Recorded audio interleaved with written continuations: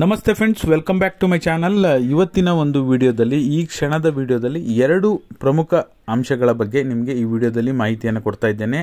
ದಯವಿಟ್ಟು ವಿಡಿಯೋನ ಪೂರ್ತಿ ನೋಡಿ, ಹಾಗೆ ಪ್ರತಿಯೊಬ್ಬರು ವಿಡಿಯೋಕ್ಕೊಂದು ಲೈಕ್ ಕೊಡುವ ಮೂಲಕ ಸಪೋರ್ಟ್ ಮಾಡಿ. ಹೊಸದಾಗಿ ಯಾರಾದರೂ ನನ್ನ ಚಾನಲ್ ನೋಡ್ತಿದ್ದೀರಾ ಅಂದರೆ ದಯವಿಟ್ಟು ಸಬ್ಸ್ಕ್ರೈಬ್ ಮಾಡೋದು ಮರಿಬೇಡಿ, ಓಕೆನಾ?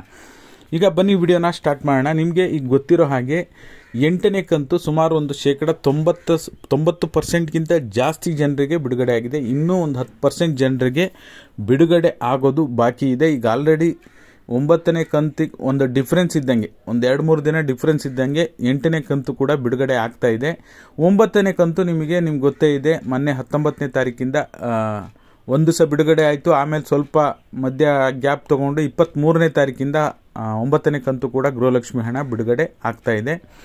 ಅನ್ನಭಾಗ್ಯ ಯೋಜನೆಗೆ ಸಂಬಂಧಪಟ್ಟರೆ ಮಾರ್ಚ್ ತಿಂಗಳ ಹಣ ಅಲ್ಲಿವರೆಗೂ ಬಿಡುಗಡೆ ಆಗಿದೆ. ಇನ್ನು ಏಪ್ರಿಲ್ ತಿಂಗಳ ಹಣ ಅನ್ನಭಾಗ್ಯ ಯೋಜನೆ ಹಣ ಬಿಡುಗಡೆ ಆಗಿಲ್ಲ, ಓಕೆನಾ?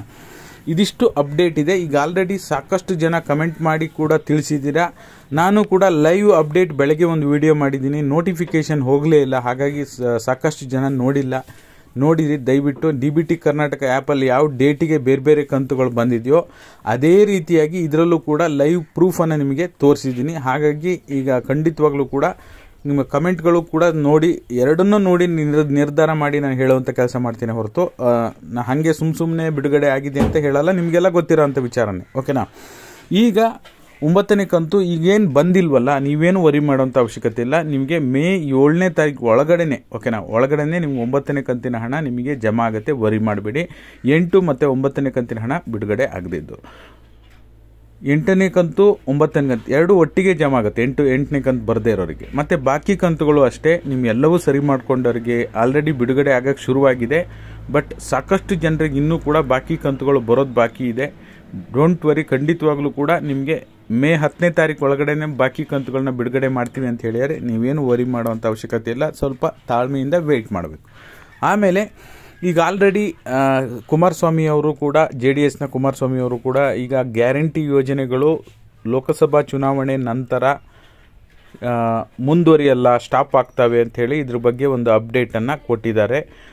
ಅದರ ಜೊತೆಯಲ್ಲಿ ಈಗ ಆಲ್ರೆಡಿ BJPಯವರು ಸಾಕಷ್ಟು ಜನರು ಕೂಡ ಹೇಳಿದ್ದಾರೆ, ಈ ಗ್ಯಾರಂಟಿ ಯೋಜನೆಗಳು ತಾತ್ಕಾಲಿಕ, ಇವು ಪರ್ಮನೆಂಟಾಗಿ ಕೊಡೋಕ್ಕಾಗಲ್ಲ, ಅಭಿವೃದ್ಧಿಗೆ ಮಾರಕ ಆಗಿದೆ, ಅಭಿವೃದ್ಧಿ ಆಗ್ತಾ ಇಲ್ಲ ಕರ್ನಾಟಕದಲ್ಲಿ ಅಂಥೇಳಿ ಸಾಕಷ್ಟು BJP ಮುಖಂಡರು ಕೂಡ ಹೇಳಿದ್ದಾರೆ.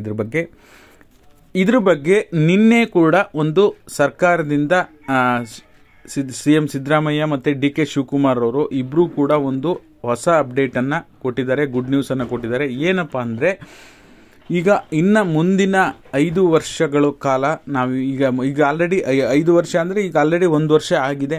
ಇನ್ನು ಮುಂದಿನ 4 ವರ್ಷಗಳ ಕಾಲ ಈಗೇನು ಜಾರಿಗೆ ತಂದಿರತಕ್ಕಂಥ ಗ್ಯಾರಂಟಿ ಯೋಜನೆಗಳನ್ನು ಯಾವ ಕಾರಣಕ್ಕೂ ನಿಲ್ಲಿಸಲ್ಲ.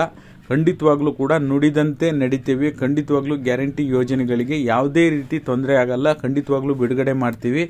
ರಾಜ್ಯದ ಬಡ್ಜೆಟ್ ಬಂದ್ಬಿಟ್ಟು ಟೋಟಲ್ಲು 3.5 ಲಕ್ಷ ಕೋಟಿಗಿಂತ ಹೆಚ್ಚು.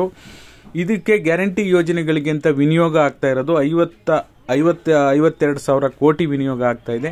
ನಮಗೆ ಅಭಿವೃದ್ಧಿಗೆ ಏನೂ ತೊಂದರೆ ಆಗ್ತಾ ಇಲ್ಲ. ಖಂಡಿತವಾಗ್ಲೂ ಕೂಡ ಗ್ಯಾರಂಟಿ ಯೋಜನೆಗಳನ್ನು ಇನ್ನೂ ಮುಂದಿನ 4 ವರ್ಷನೂ ಕೂಡ ಮುಂದುವರಿಸ್ತೀವಿ ಅಂತ ಹೇಳಿದ್ದಾರೆ CM ಸಿದ್ದರಾಮಯ್ಯ ಅವರು. ಅದ್ರ ಜೊತೆ DK ಶಿವಕುಮಾರ್ ಅವರು ಇನ್ನೂ ಒಂದು ಹೆಜ್ಜೆ ಮುಂದಕ್ಕೆ ಹೋಗಿ 9 ವರ್ಷಗಳ ಕಾಲ, ಓಕೆನಾ, 9 ವರ್ಷಗಳ ಕಾಲ ಇನ್ನೂ ಕೂಡ ನಾವು ಗ್ಯಾರಂಟಿ ಯೋಜನೆಯನ್ನು ಮುಂದುವರಿಸ್ತೀವಿ ಅಂತ ಹೇಳಿದ್ದಾರೆ. 9 ವರ್ಷ ಅಂದರೆ ಹೇಗೆ ಅಂತ ನೀವು ಯೋಚನೆ ಮಾಡ್ಬೋದು. ಈಗ 4 ವರ್ಷ ಅವರು ಫಲಾನುಭವಿಗಳಿಗೆ ಜಮಾ ಮಾಡಬೇಕು. ಅದರ ಜೊತೆಯಲ್ಲಿ ಇನ್ನು 5 ವರ್ಷ ನಾವೇ ಬರ್ತೀವಿ, ನಾವೇ ಮಾಡ್ತೀವಿ ಅಂತ ಹೇಳಿದ್ದಾರೆ. ಬಟ್ ನಿಮಗೆ ಅವ್ರೇನು ಹೇಳಿದ್ದಾರೆ, ಇವ್ರೇನು ಹೇಳಿದ್ದಾರೆ, ಇದೆಲ್ಲವನ್ನೂ ಕೂಡ ತಿಳಿಸೋಂಥ ಕೆಲಸ ನಾವು ಮಾಡ್ಬೋದು. ಇವರಿಗೆ ಓಟ್ ಹಾಕಿ, ಅವರಿಗೆ ಓಟ್ ಹಾಕಿ ಅಂತ ನಿಮ್ಮ ವೈಯಕ್ತಿಕ ಹಕ್ಕದು, ನಿಮ್ಮ ಹಕ್ಕದು. ನೀವು ಯಾರಿಗೆ ಬೇಕಾದರೂ ಓಟ್ ಹಾಕ್ಬೋದು. ಯಾವ ಯೋಜನೆಗಳು ಜಾರಿಯಲ್ಲಿದ್ದಾವೆ, ಯಾವ ಯೋಜನೆಗಳು ಜನರಿಗೆ ಎಷ್ಟು ಮಟ್ಟಿಗೆ ರೀಚ್ ಆಗಿದೆ, ಅವನ್ನ ತಲುಪಿಸ್ಬೇಕು ಅಂದರೆ ಜನರಿಗೆ ಏನು ಸಹಾಯ ಆಗ್ಬೋದು ಅನ್ನೋದನ್ನು ಮಾತ್ರ ನಾವು ಹೇಳ್ತೀವಿ ಅಷ್ಟೇ, ಮತ್ತು ಬೇರೆ ಏನೂ ಇಲ್ಲ, ಓಕೆನಾ? ಇದಾಗಿತ್ತು ಈ ಕ್ಷಣದ ಮಾಹಿತಿ. ಎಲ್ಲರಿಗೂ ಕೂಡ ಧನ್ಯವಾದಗಳು. ಟೆಲಿಗ್ರಾಮ್ ಮತ್ತು ವಾಟ್ಸಪ್ ಗ್ರೂಪಿಗೆ ಜಾಯ್ನ್ ಆಗೋದು ಮರಿಬೇಡಿ. ಯಾರ್ಯಾರಿಗೆ ಗೃಹಲಕ್ಷ್ಮಿ ಯೋಜನೆ 9ನೇ ಕಂತು 8ನೇ ಕಂತು ಬಾಕಿ ಕಂತು ಬಿಡುಗಡೆ ಆದರೆ ದಯವಿಟ್ಟು ನಿಮ್ಮ ಡಿಸ್ಟಿಕನ್ನು ಹಾಕಿ ಯಾವ ಡೇಟಿಗೆ ಜಮಾ ಆಗಿದೆ ಅಂತ ಕಮೆಂಟ್ ಮಾಡೋ ಮೂಲಕ ತಿಳಿಸಿ. ಈಗ ಆಲ್ರೆಡಿ ಸಾಕಷ್ಟು ಜನ ತಿಳಿಸ್ತಾ ಇದ್ದೀರಾ. ನಿಮ್ಮೆಲ್ಲರಿಗೂ ಧನ್ಯವಾದಗಳು. Thank you all. Thank you so much for watching.